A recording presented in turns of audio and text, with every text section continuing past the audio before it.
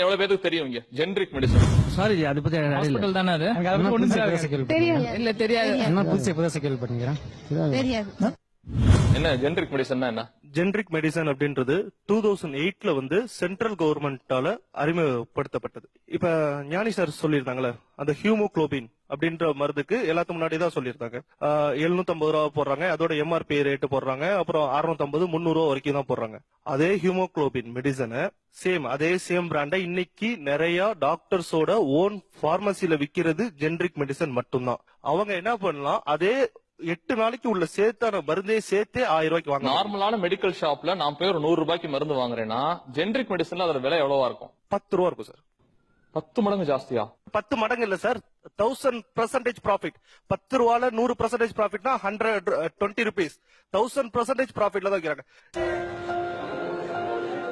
நோய் வந்து அதை குணப்படுத்த எடுத்துக்கிற செலவுகள்ல பெரிய செலவு மருந்துக்கு போயிடுது. எங்க டீமை சேர்ந்தவங்க டாக்டர் கிட்ட இருந்து ஒரு பிரிஸ்கிரிப்ஷனை வாங்கிக்கிட்டு மருந்து கடைக்கு மருந்து வாங்க போனாங்க. டாக்டர் சொன்ன மருந்து கடைக்கு தான் அவங்க மருந்துகளை வாங்க போனாங்க. எவ்வளவு 2152 ரூபாவா? அதுக்கப்புறம் அதே மருந்துகளை அவங்க ஜெனரிக் மெடிக்கல் ஷாப்ல இருந்து வாங்கினாங்க. மருந்துக்கு எவ்வளவு ஆச்சுங்க? 354. ஆமா, மருந்து ஒண்ணுதான், ஆனா விலை எந்த அளவுக்கு வித்தியாசப்படுதுன்னு இப்ப உங்களுக்கே புரிஞ்சிருக்கும். ராஜஸ்தான்ல குறைவான பணத்துல மருந்து வாங்கக்கூடிய திட்டத்தை டாக்டர் சமித் சர்மா மக்களுக்காக கொண்டு வந்தாரு.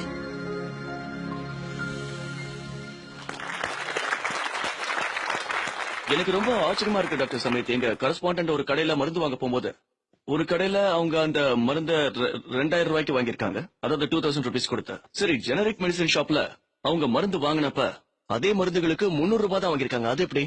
இப்ப இந்த நேரத்துல ஒவ்வொரு நிமிஷமும் ஒவ்வொரு செகண்டும் ஒரு டிராஜடி நாலா பக்கமும் நடந்துகிட்டு இருக்கு. எர்த்குவேக், சுனாமிய பத்தி பேசுறோம். அதுல பல பேருடைய உயிர் ஒரு செகண்ட்ல போயிடுது. அதை விட அதிக உயிர்கள் இந்த டிராஜடியால போயிடுது. அது என்ன டிராஜடி? அந்த டிராஜடி வந்து, அதாவது இந்த மருந்துகளோட விலை வந்து ரொம்ப குறைவுதான்.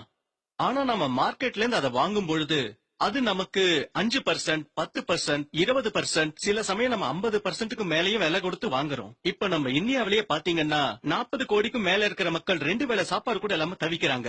அவங்க எங்க இந்த மருந்தை வாங்க போறாங்க? இதனால நிறைய பேருக்கு மருந்து கிடைக்கல.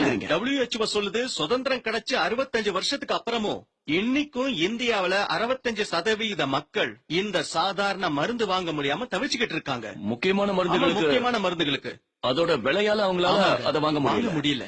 சரி, இப்ப நீங்க இந்த ஜெனரிக் மெடிக்கல் ஷாப்னு சொன்னீங்கல்ல, அத தமிழ்ல எப்படி சொல்றதுன்னு சொல்லுங்க, கொஞ்சம் விளக்கி சொல்லுங்களேன். நான் உங்களுக்கு தெளிவா விளக்கி சொல்றேன். ஜெனரிக்னா இந்த மருந்துக்குள்ள ஒரு சால்ட் இருக்கு, அது அந்த மருந்துக்குள்ள இருக்கு, அது பேர் ஜெனரிக்கல் நேம், அது கெமிக்கல் நேம். சரி, நான் இப்ப உங்களுக்கு இன்னும் புரியும்படியா விளக்குறேனே. இப்ப இந்த பொண்ணு பாருங்களேன், ரொம்ப ஒல்லியா இருக்கா. இப்ப நான் டாக்டரா இருந்தேன்னா அவகிட்ட சொல்லுவேன், ஒரு கிளாஸ் பால காலையிலயும் ராத்திரியும் குடிங்கன்ட்டு. ஆனா துரதிருஷ்டவசமா இந்த மருத்துவ உலகத்துல நம்மளால இப்படி சொல்ல முடியாம போயிடுச்சு. எருமப்பால குடின்னு நாம அவகிட்ட சொல்ல மாட்டோம். ராமண்ண வீட்டு எருமப்பால குடிங்க நாம அவகிட்ட சொல்றோம். இதுதான் பிராண்டிங்.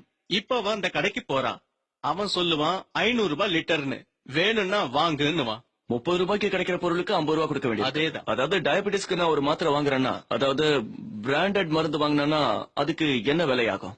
117 ரூபாய்க்கும் கிடைக்குது. 117 ரூபாய்க்கு கிடைக்குதுங்க. சரி, அதே மெடிசனை நான் ஜெனரிக் மெடிசன் ஷாப்ல வாங்கினா அங்க எவ்வளவுக்கு கிடைக்கும்? வெறும் 1 ரூபாய் 95 காசுக்கு 10 மாத்திரை கிடைக்கும்.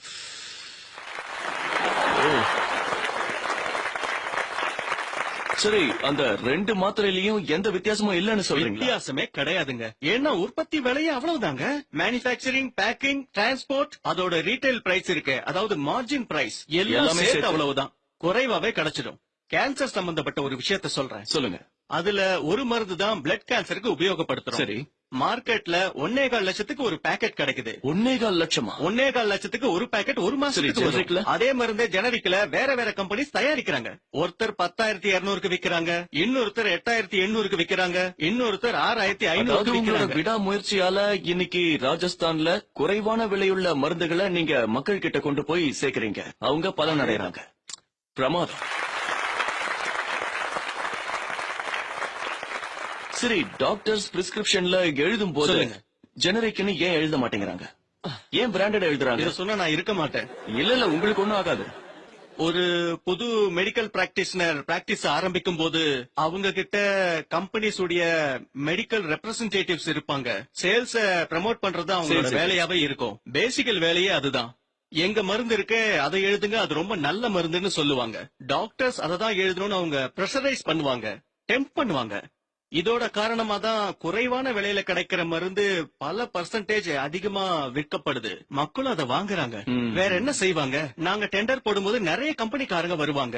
இந்தியாவில பாத்தீங்களா நல்ல பெரிய பெரிய ரெப்யூட்டட் கம்பெனிகள்லாம் இருக்கு. அவங்க பேரை நம்ம விரல்ல எண்ணிடலாம். அவங்க எல்லாருமே 70 ரூபாய் மருந்த 2 ரூபாய்க்கு கொடுக்கறாங்க. 2 ரூபாய்க்கு தராங்க, 5 ரூபாய்க்கு தராங்க, 30 ரூபாய் மருந்த 2 ரூபாய்க்கு தராங்க. இவ்வளவு வித்தியாசமா இத கம்பெனியால கொடுக்க முடியுது. அவங்க கொடுக்கறாங்க, கம்மியான விலையில கொடுக்கறாங்க, நாங்களும் வாங்குறோம். சரி, இன்னொரு விஷயம் கேளுங்க. நம்ம இந்தியாவில இருந்து கிட்டத்தட்ட வருஷத்துக்கு 45,000 கோடி ஜெனரிக் மருந்துகளை நாம வெளிநாட்டுக்கு அனுப்பிக்கிட்டு இருக்கோம். நாம வெளிநாட்டுக்கு அனுப்புறோம். அதேதான் ஜெனரிக். அதாவது இந்த மலிவான மருந்துகளை நம்ம எல்லா நாட்டுக்கும் அனுப்புறோம். ஆனா நமக்கு கிடைக்கிறது நம்ம நாட்டுல காஸ்ட்லியா இருக்கு. இது எல்லாத்தையும் பார்க்கும் பொழுது நமக்கு இன்னும் சுதந்திரம் கிடைக்கல, நம்ம அடிமையா தான் இருக்கோம்னு சொல்லுவேன். நீங்க இதை ஆரம்பிச்ச போது ராஜஸ்தான்ல இதை எதிர்த்து யாராவது வந்தாங்களா? இந்த முயற்சியை நீங்க பாத்தீங்கன்னா எப்படி சொல்றது, நீங்க எதிர்நீச்சல் போடுற மாதிரின்னு தான் சொல்லுவேன். நிறைய பேர் மிரட்டுறாங்க, மாஃபியாஸ் இருக்காங்க, ட்ரக் மாஃபியாஸ் நிறைய பேர் ஈடுபட்டு இருக்காங்க. இதுல முக்கியமான விஷயம் என்னன்னா 100 வருஷமா நடந்துகிட்டு இருக்கிற பழக்க வழக்கத்தை நம்ம மாத்த பாக்குறோம். ஆனா நாங்க எப்பவுமே டாக்டர்ஸ குறை சொல்லவே மாட்டோம். எல்லா டாக்டரும் தப்பு செய்யறது கிடையாது. 50-60% டாக்டர்ஸே விரும்புவாங்க, ஏழைகளுக்கு மருந்து கிடைக்கணும்னு ஆசைப்படுவாங்க. இன்னைக்கு பாத்தீங்கன்னா நிறைய டாக்டர்ஸ் தங்களோட வீட்ல இருந்து சாம்பிள்ஸ கொண்டு வராங்க, பேக்கெட்ல இருந்து காசு எடுத்து நோயாளிகளை குணப்படுத்துறாங்க. அந்த மாதிரி டாக்டர்ஸ் இருக்காங்க. அதனால திரு சகாயம் ஐஏஎஸ் அவர்களின் வழிகாட்டுதலின்படி இயங்கும் மக்கள் பாதை அமைப்பின் முதல் மருத்துவ சேவை மையம்.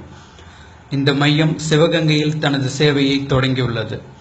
இங்கு ஜெனரிக் மெடிசின் என்றழைக்கப்படும் குறைந்த விலை மருந்துகள் விற்கப்படுகின்றன. ஜன் ஆஷாதி என்னும் மத்திய அரசு திட்டத்தின் கீழ் இந்த மருந்துகள் விற்கப்படுகின்றன.